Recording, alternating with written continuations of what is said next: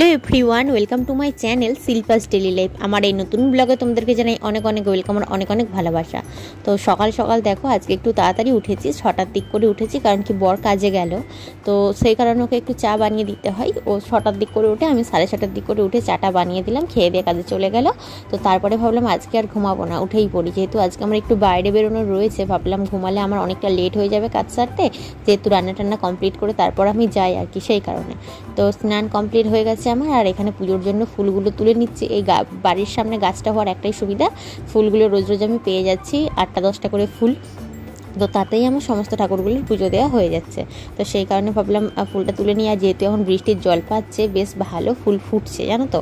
তো চলো পুজোটা করে নিই। তো পুজো কমপ্লিট করে চলে এসেছি রান্নাঘরে। অন্যান্য দিনে না, আগে রান্নার মানে চা বানিয়ে দিয়ে তারপর আমাকে স্নান করে পুজো কমপ্লিট করতে হয়, যেহেতু বাপিমা উঠে পড়ে। আর আজকে যেহেতু আমি তাড়াতাড়ি উঠেছি, তো সেই কারণে দেখো স্নান করে পুজো কমপ্লিট করে তারপরেই একেবারে রান্নাঘরে ঢুকলাম।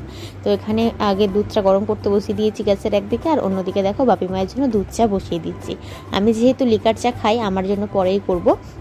আর এইদিকে দেখো কালকে মা পাঠিয়ে দিয়েছিল 4টে পাউরুটি, বাবার বাড়িতে গিয়েছিলাম, তো আমাদের দোকানে বিক্রি করা হয়, তো সেখান থেকে 4টে দিয়ে দিয়েছিল, নিয়ে এসেছিলাম। কালকে রাত্রিতে আর খাওয়া হয়নি, আজকে ভাবলাম এটাকে সেঁকে নিয়ে খাওয়া হয়ে যাবে আর কি চায়ের সাথে, সেই কারণে বাপিমাকে সেঁকে দিচ্ছি।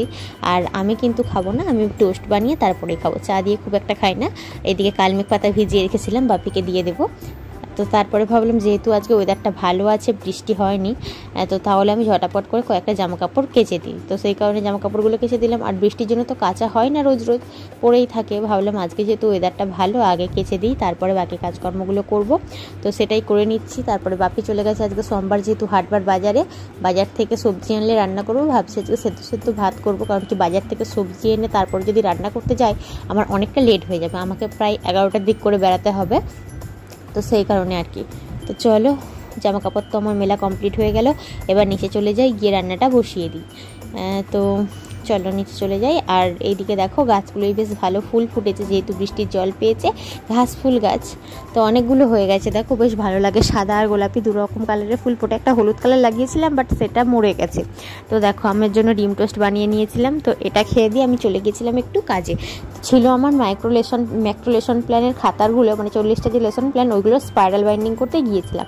আমাদের টাউন মার্কেটে তো করেই না, দেওয়ার মার্কেটে করে, বাট দামটা অনেকটা বেশি নেয়, আর একদিন গিয়ে রেখে আসতে হয়, পরের দিন আনতে হয়। সেই তুলনায় আমি বাগনান চলে গেছিলাম, যেখানে একদিনে কাজটা কমপ্লিট হয়ে গেল, আর খুব অল্প দামের মধ্যেই হয়ে গেল, খালি একটু সময়টা বেশি লাগলো। গিয়েছিলাম 11টার দিক করে বাড়ি থেকে, আর ফিরলাম বিকেল 4টেতে, তো বসে থাকতে হয়েছিল আর কি, সেই কারণে একটু লেট হয়ে গেছে। মাঝখানে তো কিছুই খাওয়া হয়নি, শুধুমাত্র একটা ফ্রুটি কিনে খেয়েছিলাম, বাকি আর বাইরের খাবার আমার খুব একটা ভালো লাগে না। তো বাড়ি এসে দুধ আলু ভাতে দিয়ে আম দিয়ে ভাত খেলাম।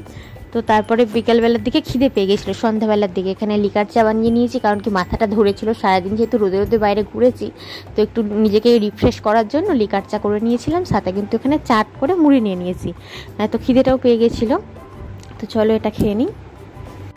কিনে এনেছিলাম 2 প্যাকেট চিপস, তার মধ্যে 1 প্যাকেট মানে আমি খাচ্ছি, শুধুমাত্র টাকা খাচ্ছি না, বাপিমাকে দিয়ে তারপরেই আমি খাচ্ছি।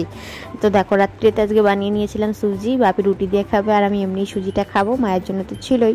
তো চলো আজকের মতো ভিডিওটা আমি এখানে শেষ করলাম, কেমন লাগলো জানিও।